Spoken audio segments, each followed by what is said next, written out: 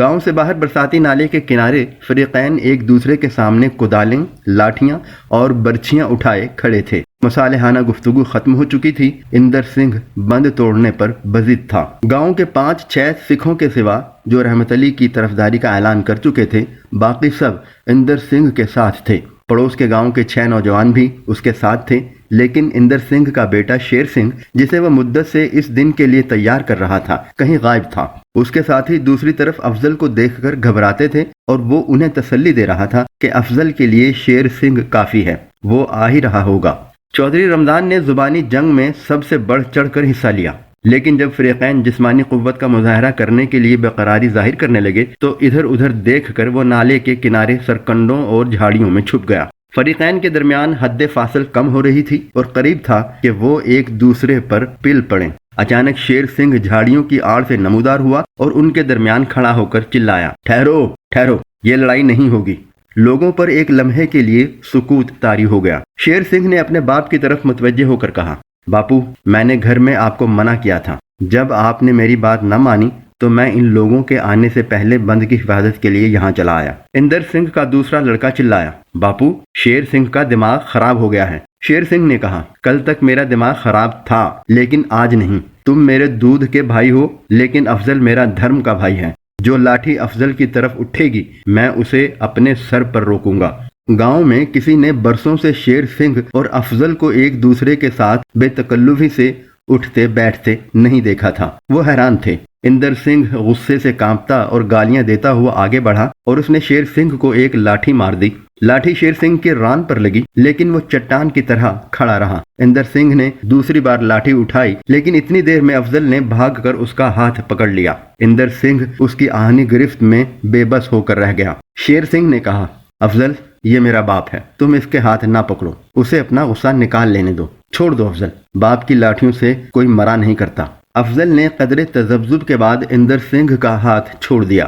اندر سنگھ نے دوبارہ لاٹھی اٹھائی لیکن اس کا سارا جسم کانپ رہا تھا۔ بیٹے نے اپنی پگڑی اتار کر اس کے آگے سر جھکا دیا اور باپ کے ہاتھوں سے لاٹھی گر پڑی۔ ایک لمحہ ادھر ادھر دیکھنے کے بعد اندر سنگھ گاؤں کی طرف چل دیا۔ اس کی رفتار ہر قدم پر تیز ہو رہی تھی، یہاں تک کہ وہ بھاگ رہا تھا۔ اندر سنگھ کے دونوں چھوٹے بیٹے اپنے آنسو پونچھتے ہوئے اس کے پیچھے ہو لیے۔ افضل نے کہا، شیر سنگھ، جاؤ، اپنے باپ کو تسلی دو۔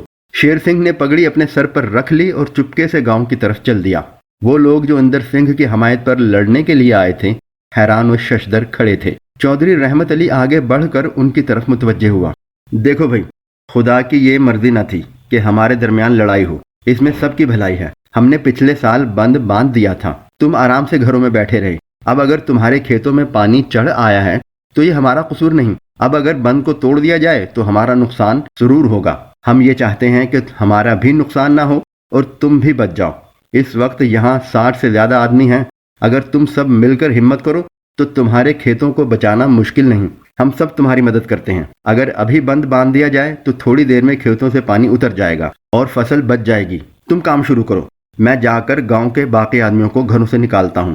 لوگ حیران تھے کہ یہ بات ان سے پہلے کیوں نہ کہی گئی۔ تھوڑی دیر میں وہ پورے جوش و خروش کے ساتھ مٹی کا بند تیار کر رہے تھے۔ پڑوس کے گاؤں کے وہ 6 آدمی جو لڑائی میں اندر سنگھ کی مدد کے لیے آئے تھے بھاگتے ہوئے اپنے گاؤں میں پہنچے اور وہاں سے 30-40 آدمی لے آئے۔ شام سے کچھ دیر پہلے بند تیار ہو چکا تھا اور بارش تھم چکی تھی، لیکن اس دوران میں چودھری رمضان کا کچھ پتہ نہ تھا۔ بند باندھنے کے بعد لوگوں کو ایک اور مشغلہ ہاتھ آ گیا۔ کسی کو پانی سے بھرے ہوئے کھیت میں ایک مچھلی تیرتی نظر آ گئی اور اس نے شور مچا دیا۔ لوگ لاٹھیاں اٹھا کر مچھلی کے پیچھے ہو لیے۔ مچھلی کافی بڑی تھی اور پانی کی گہرائی کم تھی۔ لوگ شور مچا رہے تھے، مارو، پکڑ لو، گھیر لو، گہرے پانی میں نہ جانے دو، نکل گئی، مارو۔ بالآخر لوگوں نے مچھلی کو لاٹھیوں کی ضربوں سے نڈھال کر کے پکڑ لیا۔ اب یہ فیصلہ کرنا مشکل تھا کہ اسے کون لے جائے۔ بالآخر تھوڑی سی تکرار کے بعد لوگوں نے اس بات کا فیصلہ اسماعیل کے سپرد کر دیا۔ اسماعیل نے کہا، دیکھو بھائی، اگر تم میں سے کوئی یہ بتا دے کہ اس وقت چودھری رمضان کہاں ہے تو مچھلی اس کی۔ اب چودھری رمضان کی کسی کو خبر نہ تھی۔ لوگوں نے اس کے متعلق مختلف اندازے لگائے لیکن اسماعیل نے سب کے دعوے رد کر دیے۔ بالآخر لچمن سنگھ نے کہا، دیکھو اسماعیل، ہمیں پتہ ہے کہ تم یہ مچھلی نہیں چھوڑو گے۔ اچھا بتاؤ کہاں ہے چودھری رمضان؟ اسماعیل نے ہنستے ہوئے کہا، جب ہم لڑنے کے لیے تیار تھے تو وہ ادھر سرکنڈوں میں چھپ گیا تھا۔ جب اندر سنگھ نے شیر سنگھ کو لاٹھی ماری تھی تو اس نے یہ سمجھا کہ لڑائی شروع ہو گئی ہے اور وہ جھاڑیوں میں سے ہوتا ہوا اس گنے کے کھیت میں جا پہنچا اور پھر ہماری مکئی کے کھیت سے گزر کر لال سنگھ کے گنے کے کھیتوں میں سے گزرتا ہوا اپنے گھر کی طرف بھاگا۔ لیکن اتنی دیر میں ابا جی بند بندھوانے کے لیے گاؤں سے باقی آدمی لے کر آ رہے تھے۔ اس نے ان کا شور سن کر یہ خیال کیا کہ وہ اس کی تلاش میں آ رہے ہیں۔ وہ الٹے پاؤں بھاگا اور گنے کے کھیتوں میں چھپتا ہوا چچا علی محمد کے جوار کے کھیت میں جا چھپا۔ اتنی دیر میں گاؤں کے دوسرے آدمی مدد کے لیے آ رہے تھے۔ چودھری رمضان نے جوار کا کھیت بھی اپنے لیے محفوظ نہ سمجھا۔ وہ وہاں سے بھاگ کر گنے کے کھیتوں میں گیا۔ اب اسے یہ پتا نہ تھا کہ وہ کس طرف جا رہا ہے۔ پانی کی کھائی میں چلتا ہوا وہ پھر اس طرف آ نکلا۔ تم بند باندھ رہے تھے، لیکن اس نے یہ سمجھا کہ تم لڑائی میں مارے جانے والوں کی لاشیں دبا رہے ہو۔ وہ الٹے پاؤں لوٹا اور اب وہ ہمارے گنے کے کھیت میں بیٹھا ہوا ہے۔ لچھمن سنگھ نے سوال کیا، لیکن تمہیں یہ کیسے معلوم ہوا کہ وہ تمہارے کھیت میں بیٹھا ہے؟ اسماعیل نے جواب دیا، بھائی میں ہی تو اسے وہاں بٹھا کر آیا ہوں۔ کب؟ زیادہ دیر نہیں ہوئی، غلام حیدر نے کہا۔ لیکن تمہیں اس کی ساری بھاگ دوڑ کا پتہ کیسے چلا؟ میں سارا دن اس کا پیچھا کرتا رہا ہوں۔ جب وہ تھک کر بیٹھ جاتا تھا میں اسے شور مچا کر اٹھا دیتا تھا۔ جب وہ سرکنڈے میں چھپ رہا تھا میں نے اسے دیکھ لیا تھا۔ جب وہ جھاڑیوں میں سے گزر کر گنے کے کھیت میں داخل ہوا تھا تو میری نظر اس پر تھی۔ اس کے بعد میں اس کے پیچھے تھا۔ اگر تمہیں یقین نہیں آتا تو جا کر دیکھ لو، سرکنڈوں میں اس کی لاٹھی پڑی ہوئی ہے، اس کے پاس ہی جھاڑی کے کانٹوں میں اس کی پگڑی لٹک رہی ہے، اور ہمارے گنے کے کھیتوں میں بھاگنے سے اس کا منہ اور پاؤں چھلنی ہو چکے ہیں۔